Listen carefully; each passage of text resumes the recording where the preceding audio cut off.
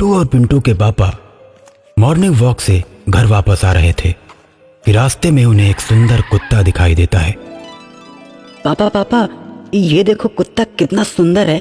चलो ना पापा, इसे घर ले चलो। बेटा, ये कुत्ता किसी का पालतू है। जब हम बाजार चलेंगे तो वहां से एक प्यारा सा कुत्ता खरीद कर लाएंगे। लेकिन पिंटू अपनी जिद पर अड़ा रहता है। आखिरकार पिंटू के पापा उस कुत्ते को लेकर घर जाने के लिए तैयार हो जाते हैं। वो कुत्ता पिंटू से इतना घुल मिल जाता है कि जैसे पिंटू को कब से जानता हो। देखा पापा, ये कुत्ता कितना प्यारा है। अगर ये किसी का कुत्ता होता तो कोई न कोई जरूर इसे खोजते हुए आता। पिंटू और कुत्ता खूब मस्ती करते, खेलते कूदते और बड़े ही प्यार से रहते। पिंटू तो उस कुत्ते को सिर्फ एक जानवर समझ रहा था, लेकिन असलियत में वो एक भूत था। रात के 12 बजे कुत्ता घर से निकलता, आदमी का रूप बनाकर अमीर लोगों के घर जाता। जिस घर में अच्छी नस्ल के कुत्ते रहते, वो कुत्ता उन अमीर घर के कुत्तों को काटकर मार डालता। पूरे इलाके में हाहाकार और पुलिस डिपार्टमेंट में खलबली मच जाती है। इंस्पेक्टर अपने सिपाहियों को जल्द से जल्द कुत्तों के कातिल का पता लगाने के लिए बोलता है। पुलिस रात को पहरा देना शुरू कर देती है, लेकिन कुत्तों की हत्या का सिलसिला रुकने का नाम नहीं लेता। और एक दिन रात के 12 बजे अचानक से पिंटू की आंख खुलती है और वो अपने कुत्ते को घर से बाहर जाता हुआ देखता है। पिंटू अपने पापा के पास जाकर कुत्ते के जाने की बात कहता है। पिंटू के पापा पिंटू के साथ कुत्ते को खोजने के लिए निकल पड़ते हैं और कुछ दूर जाने के बाद उन्हें अपना कुत्ता एक धनी आदमी के घर में जाता हुआ दिखाई देता है। पिंटू बेटा, चलो हम उसके पीछे चलते हैं। हम देखते हैं कि वो कहां जा रहा है। पिंटू के पापा और पिंटू अपने कुत्ते के पीछे पीछे घर के गेट तक पहुंचते हैं। गेट पर चौकीदार सोया हुआ रहता है। कुत्ता गेट के नीचे से अंदर घुस जाता है और अंदर घुसते ही आदमी बन जाता है।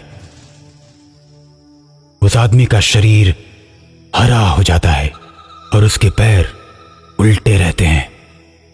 अब वो भूत बन चुका कुत्ता घर के बंधे हुए कुत्ते को पकड़कर उसकी गर्दन काट देता है। ये देख पिंटू के पापा सारा माजरा समझ जाते हैं कि कुत्तों को मारने वाला कोई और नहीं, यही है। अब पिंटू के पापा थाने में फोन करके सारी बात बताते हैं।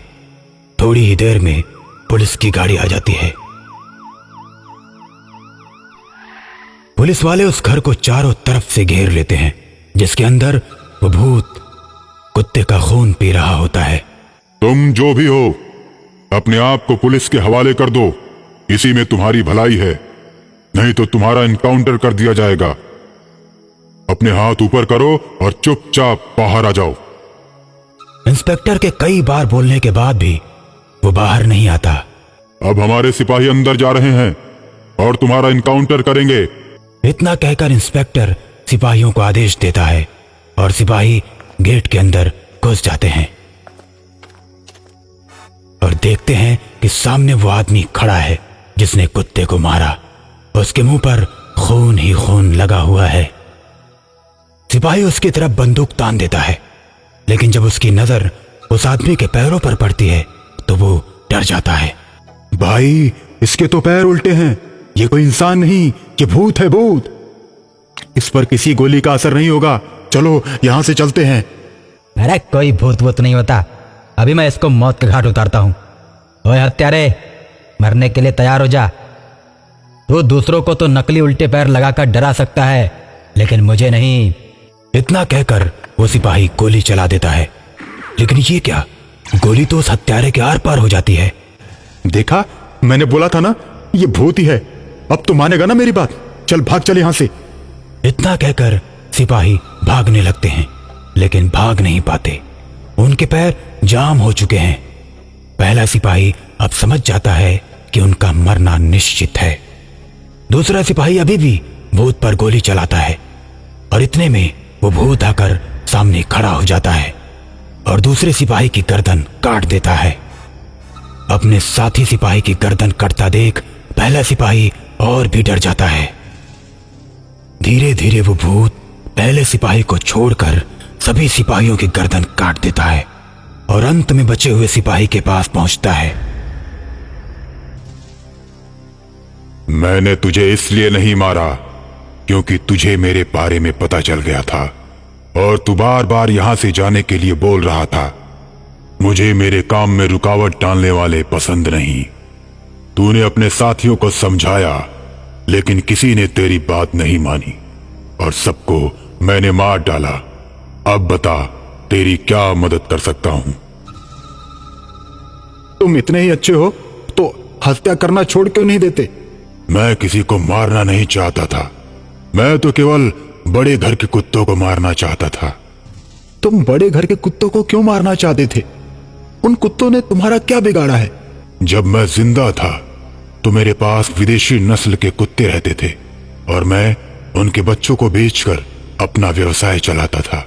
एक बार क्या हुआ कि कुत्तों की बीमारी ऐसी आई कि मैंने जितने भी बच्चे बेचे थे वो सब बीमारी की चपेट में आकर मर गए और जो लोग बच्चे खरीद कर ले गए थे सभी लोगों ने मुझे बहुत मारा। बल्कि मैंने उन्हें उनका पैसा लौटाने के लिए बोला था लेकिन किसी ने मेरी एक नहीं सुनी और ज्यादा खून बहने की वजह से मैं मर गया। जब मैं मर गया तो इन लोगों ने मुझे मेरे घर के पास ही गाड़ दिया। तब से मेरी आत्मा भटक रही है।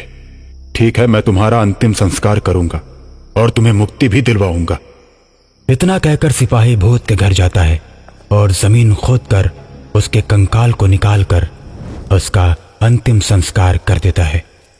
भूत को मुक्ति मिल जाती है और सभी लोगों को शांति।